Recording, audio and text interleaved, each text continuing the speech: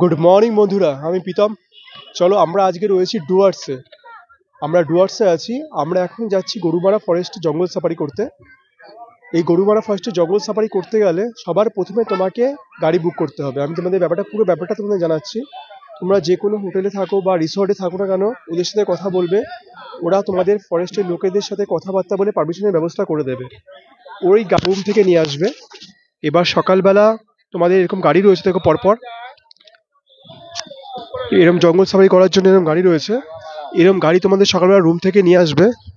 Room থেকে নিয়ে এসে ওর এখানে পারমিশন করতে হবে, আধার কার্ড লাগবে তার জন্য। এখানে টিকিট কাউন্টার রয়েছে দুটো পরপর, তোমরা দেখতেই পাচ্ছ। দুটো টিকিট কাউন্টার রয়েছে।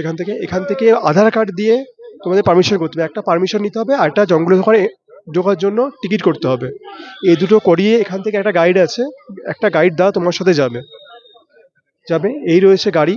ধরো এই আমাদের গাড়ি রয়েছে। এই গাড়ি করে আমরা জঙ্গল সাফারি করতে যাবো, জঙ্গলের ভেতরে একদম। চলো তোমার সঙ্গে থাকো আর দেখতে থাকো আমার জঙ্গলের ভিতরে গিয়ে কি কি দেখতে পাই। এটাই সব থেকে বড় কথা। খুব ভালো লাগছে। চলো যত তাড়াতাড়ি পারমিশনটা হয়ে যায় তত তাড়াতাড়ি আমি ভেতরে ঢুকতে পারবো।